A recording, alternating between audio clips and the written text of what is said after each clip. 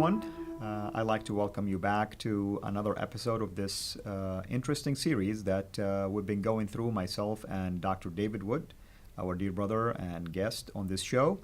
The series, as you've noticed, has to do basically with multiple arguments raised by our Muslim friends related to different topics. Some of it has to do with the Quran, some of it has to do with Muhammad himself, and others has to do with things outside really of the Quran or Muhammad, like today's argument that we're going to address, which has to do with this supposed argument that because Islam is rapidly growing, then it must be a true religion. Dr. Wood, welcome back. All right. Well, this is yet another example of an argument where the argument is flawed on multiple levels. And we've seen this over and over again with Muslim arguments. When Muslims claim, or when Allah claims, that if we can't write something like the Quran or a chapter of the Quran, then it must be from God. The argument's flawed on multiple levels because even if it's the case that Islam, that the Quran cannot be produced by anyone else, that no one else can write like the Quran, that wouldn't make it the word of God, because that would just mean it has a unique style. So again, even if we couldn't write something like the plays of Shakespeare or the symphonies of Mozart, that wouldn't make these inspired by God. It would just mean they had a style that was different or unique or better than other people. So best case scenario for Muslims, that would mean that Muhammad was just a great writer with a unique style. Wouldn't have anything to do with whether it's from God. But the other problem is when we actually look at the Quran, it's just not impressive at all. And we see this over and over again with Muslim arguments, that they're not just flawed in one way, they're flawed in multiple ways. And this is yet another example, because when Muslims say, and by the way, this is extremely popular. It happens at almost the end of every interaction I have with Muslims. They'll start off by making some argument about scientific miracles in the Quran or something like this. Then we'll actually start going through them. I'll refute them, show them that the argument is silly, and then they'll conclude with, well, Islam is still the fastest growing religion in the world. Or I'll make a video about all of the Muhammad's silly teachings and so on, and Muslims will respond, but Islam's the fastest growing religion in the world. So this is sort of supposedly their clincher. Right. But the idea that something is true because it's growing rapidly or it has expanded is so incredibly silly that Muslims would not take this even as evidence if it were being used of anything else. Right? So today, the new atheism has been spreading rapidly among many people. What does that have to do with whether it's true? Well, Muslims would say nothing at all. It has nothing to do. That would show you how sinful people are and how much they want to rebel against God. Christianity is the largest religion in history, has about 2.2 billion followers of various kinds of Christians in the world. Would Muslims say that proves that Christianity is true and therefore that Islam is false? Absolutely not. They would not take that even seriously as an argument. But notice the similarities there. Christianity is the largest religion in history, therefore it must be true. Islam is growing fastest, therefore it must be true. Very similar types of arguments, but Muslims take one very seriously and they wouldn't take the other as any evidence at all. So there's a question of if something is spreading rapidly, does that have something to do with whether it's true? Well, one of the fastest spreading movements in history was communism. I mean, it took over massive portions of the world within a few decades. What does that have to do with whether it's from God? It spread far, far more rapidly than Islam did. So it denies God. Yeah, and what does that have to do with whether it's from God? Nothing.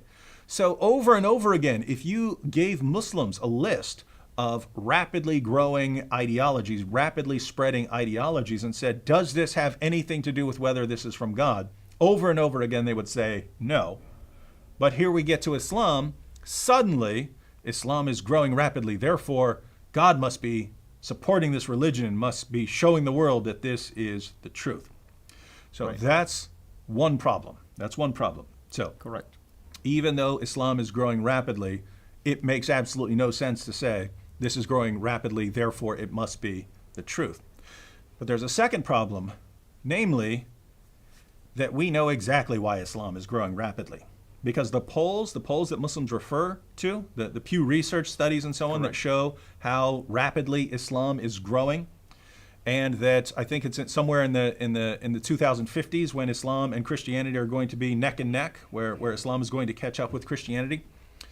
The same Pew Research studies that argue that Islam is growing rapidly, they say why Islam is growing rapidly. And they say Islam is growing rapidly primarily due to high birth rates among Muslims. Correct. And no, it doesn't matter where you go, if it's in the United States, if it's in Europe, if it's in the Middle East, if it's in Africa, if it's in Southeast Asia, wherever you have Muslim communities have higher birth rates than the non-Muslim communities. In other words, what you're saying, it's not convergent to Islam. That's right. It's just from within the community itself. Yeah. There are people who convert to Islam, but that is not why Islam is growing as rapidly as it is. You have lots of people leaving Islam, and even among converts in the United States, the study at least a few years ago was that over half of people who convert to Islam leave Islam within 2 years. So, atheism is flourishing in the Middle East right now. Yeah. So this isn't about conversions. Muslims make it look like it is when they say, Islam is expanding so rapidly, it's growing so rapidly. It's because all these people are recognizing that it's the truth. No, Islam is expanding rapidly because of high birth rates. And there are another couple of factors that have impacted Islam's growth historically. I want to look at two passages, one from the Hadith and one from the Quran. But as far as rapid growth, in Sahih al-Bukhari, number 6922, Muhammad said, "Whoever changed his Islamic religion, kill him." If you're not free to leave a religion, that has a lot to that. If you can enforce that you will not leave this religion or we will kill you. Right. If you can enforce that, you've already developed a fairly rapidly growing system, in the sense that other ideologies, in order to grow, have to gain new followers, either by having babies or by and getting the children to believe, or by conversions and so on. You have to expand that way. But at the time, as long as you're expanding, you have to, in order to grow, you have to be getting new people faster than you're losing people. Right? Every other movement in the world, there are people who leave it and people who go into it. If your movement is growing, then it has to be growing because you're getting more people than you're losing. If you can build it into your system that no one's going to leave it because you'll die, well, all you can do is gain then, right? All you're going to do is gain. You might lose people through war and so on, but if you're not losing people to conversion, you've already insulated yourself from one kind of way of reducing your population. Not only that, one of the reasons that people would leave is by applying critical thought and seeing that arguments are bad and thinking through these things. And Islam frowns upon critical thought when dealing with Muhammad. And this goes back to the Quran. Lots of other passages here, but I'll read chapter 4, verse 65. Allah says, "But no, by your Lord, they can have no faith until they make you, O Muhammad, judge in all disputes between them, and find in themselves no resistance against your decisions, and accept them with full submission." Notice, a true believer, someone who has true Islamic faith, will find in himself no resistance against Muhammad's decisions and will accept Muhammad's decisions with full submission. Part of Islam means submission, but it's not just submission to Allah, it's submission to Muhammad's decisions as well. So rejecting even one teaching of Muhammad, according to this verse, means that you're not a Muslim. Mm-hmm. Yeah, and by the way, people who are wondering why ISIS, kills so many people, because what do we hear over and over again? Oh, ISIS is killing Muslims, therefore they're not real Muslims. What do you have right here? Right? One, we already saw, if you are an apostate, the penalty is death. What does Allah say right here? If you have any doubts about any of Muhammad's decisions, you're not a real Muslim. So if you've recited the creed, if you've recited the Shahada, then you've become a Muslim. But according to this, if you reject anything Muhammad said, you're not a real Muslim. Absolutely. Now, when ISIS goes out and they kill Shias or other groups, Are they killing Muslims they regard as good, devout Muslims, or are they killing Muslims they regard as hypocrites and apostates? You're right. And with that, I want to piggyback on this particular issue. Even let's hypothetically speak and say Islam is growing for other reasons. Which branch of Islam are we talking about? Are we talking about the Sunni branch who's growing? Are we talking about the Shia branch that is growing? Are we talking about Ahmadiyya branch? Are we talking about the Sufi branch? In fact, there is a chart, if we can show that to our audience here, and look at it. I mean, look at how many just generic branches are out there. So which one of those branches is the one that is really growing the most? In fact, if you go to the same survey, the Pew Research, you'll discover that actually it seems like the Shia Muslims are gaining more ground than the Sunnis if you think about the growth rate from here until 2030. Does that mean Islam will be growing? Would the Sunni person admit now that the Shia branch will become more dominant or become basically larger in number? Because we have to ask ourselves. If we follow the reasoning that they give, right, then if the rate at which something is growing is evidence of its truth, then all Muslims would have to do is look at statistics about which group is growing most rapidly, and they would say, that's the group the group of Islam, that's the sect I have to that I have to follow. Because exactly. That's the truth. Exactly. But they won't follow that reasoning, right? They won't do it. Absolutely. And so it's just the argument itself is just silly to use something like this just as an example, because any group could be growing in certain area more so than others, and they could be, like you said, atheists. They could be Hindus. They could be anything else. Does that mean that's the group that I have to follow in that particular area just because their number is increasing? Yeah, and it changes from time to time, right? I mean, Correct. What the fastest growing movement in the 19th century is different from the fastest growing movement in the 20th century and so on. Is the truth changing? Well, it is if this argument is actually a serious argument. But so anyway, we have the killing of apostates. We have the warning about doubting things that Muhammad said or criticizing things that Muhammad has Muhammad's decisions.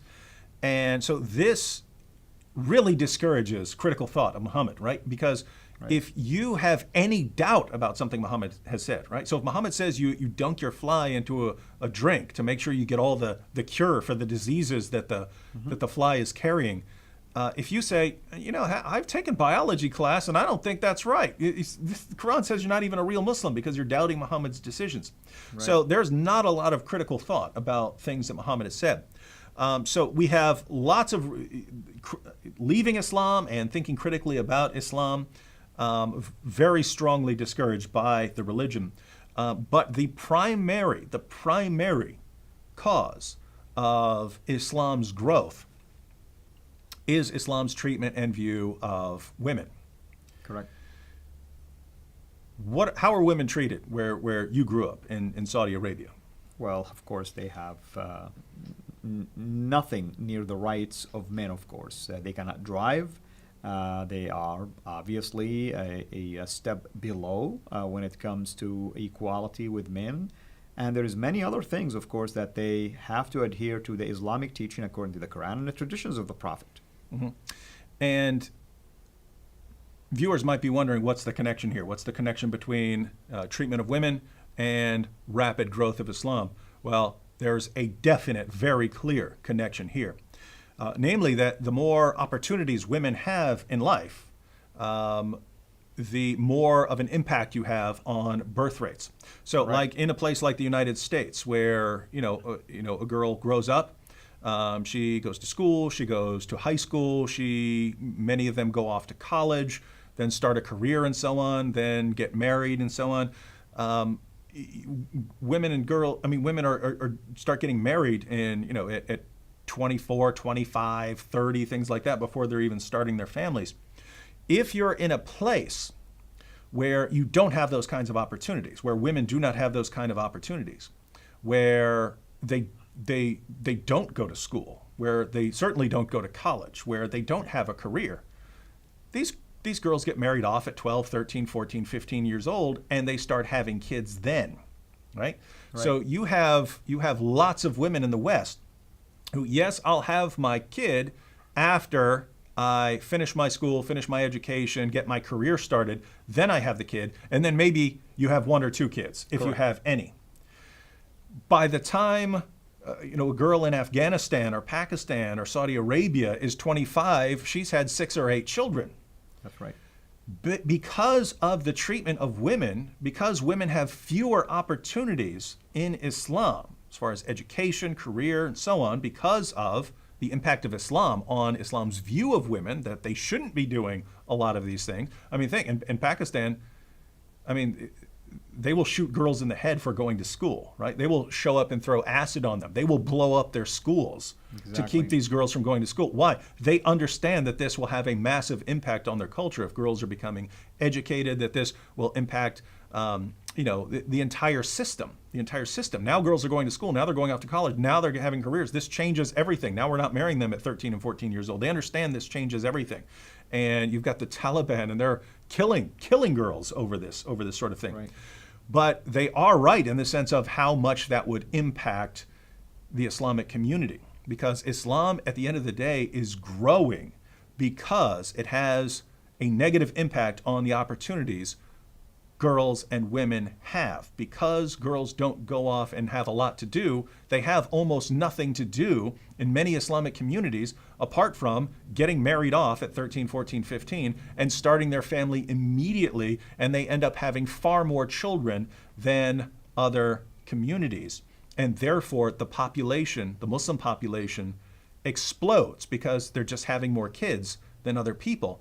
And the population grows, but because Muslim countries are so inherently unstable because of the commands to fight hypocrites and kill hypocrites and so on, they then flee those Muslim countries as fast as they can, and they immigrate to the West, to the United Kingdom or to the United States and so on. And I don't blame them for wanting to get out of those areas where they might be killed just because of their particular view of Islam. So when we ask ourselves why, as far as just raw numbers, why is Islam growing so rapidly?